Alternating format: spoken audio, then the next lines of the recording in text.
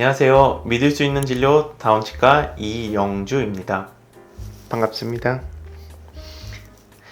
오늘은 프라치 임플란트를 진행하신 환자분의 케이스를 보면서 프라치 임플란트에 대해 알아보겠습니다. 우선 가장 많은 건 한 5, 60대가 가장 많긴 한 것 같은데 40대 환자분들도 있고 심지어 30대 분들도 있었고요. 또 많게는 7, 8, 90대 환자분들도 계셨습니다. 5, 60대가 제일 많긴 하지만 연령대가 중요하기보다는 구강 상태가 더 중요한 것 같습니다. 연령은 사실 상관이 없고요. 치아 자체를 보존하기 힘들거나 구강 상태가 좋지 않아서 치아를 배치를 해야 되는 경우면 프라치를 하실 수 있습니다. 제가 보여드리면서 40대 여성 환자분인데 환자 보면서 말씀 나눠볼게요.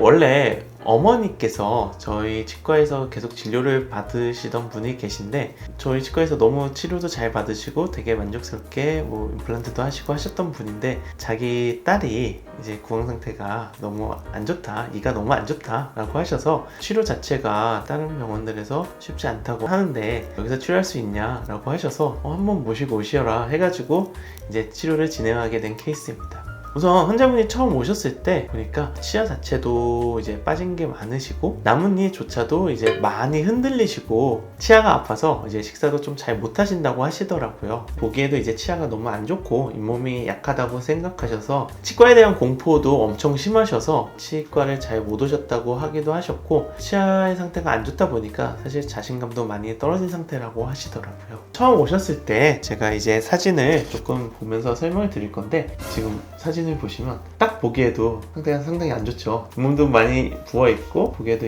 거의 다 흔들리겠구나 이런 생각이 좀 들었는데 식사를 좀 잘 못하고 계셨습니다.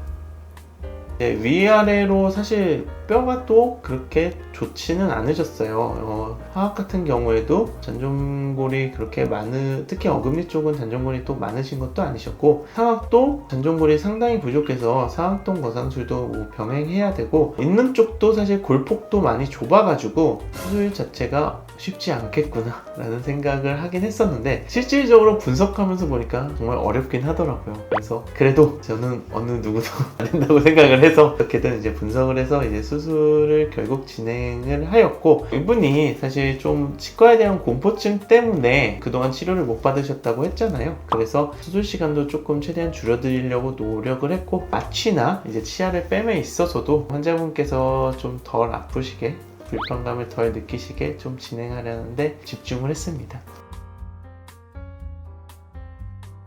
저도 사실 치아를 몇 개라도 좀 남길 수 있을지 이런 것도 좀 많이 생각해보고 고민도 해봤는데 지금 남은 치아들을 억지로 남기는 게 사실 큰 의미가 없더라고요. 그리고 하나하나가 다 너무 안 좋아서 치아들이 좀 많이 흔들리고 잇몸염증도 좀 심해가지고 결국에는 전악 발치를 하고 위아래 프라치를 진행하기로 하였습니다.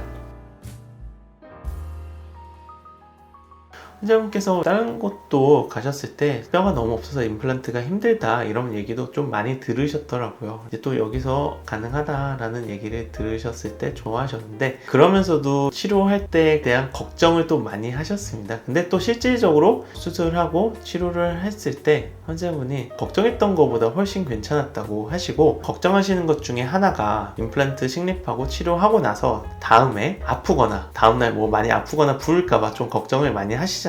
근데 생각보다 또 그런 통증이나 붓기도 거의 없었다고 하셔서 환자분도 좀 신기하시기도 하셨고 걱정을 기존보다는 확실히 좀 덜 하시더라고요. 그래서 치과 다음번에 오실 때는 기존보다는 좀 더 밝은 표정으로 오셨습니다. 전체 임플란트도 어떻게 보면 고민 대상이 되었는데 전체 임플란트의 경우 결국에는 수술 시간이나 수술 과정에 있어서도 환자분이 조금 힘들어 하실 것 같아서 프라치를 통해서 치료 과정 중에서 환자분이 조금 더 공포감도 좀 줄이시고 수월하게 치료 받으시는 데 도움이 될 것 같아서 프라치 임플란트를 결정하게 되었습니다.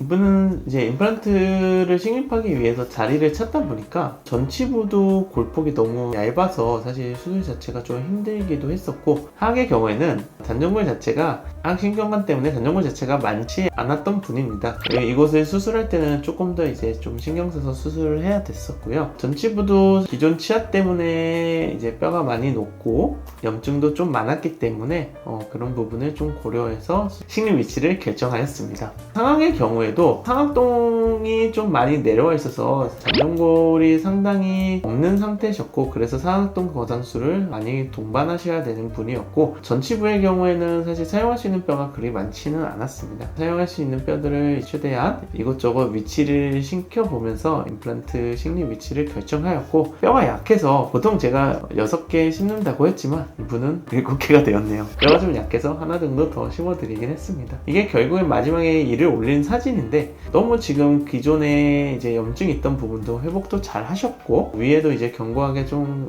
고정이 되셔서 지금 식사를 너무 잘 하시고, 오실 때마다 너무 많이 웃어주셔서 저도 좀 뿌듯해하고 있습니다. 최근에도 오셔서 전체적으로 청소도 좀 받으시고 관리가 잘 되고 있는지 검진해드리고 그렇게 계속 검진 약속 잡으면서 오시고 계십니다. 프라치를 하면은 검진을 계속 뭔가를 관리를 받으러 와야 되나요? 네, 그럼요. 꼭 프라치뿐만 아니라 모든 치과 치료가 그렇듯이 정기 검진을 통해서 이제 치아 관리를 지속적으로 해야 되는데, 특히나 프라치는 전체적으로 이제 임플란트 여러 개를 심고 보초를 올리신 거기 때문에 지속적으로 오셔서 관리를 받으시고 청소도 받으시고 당연히 그렇게 해야죠.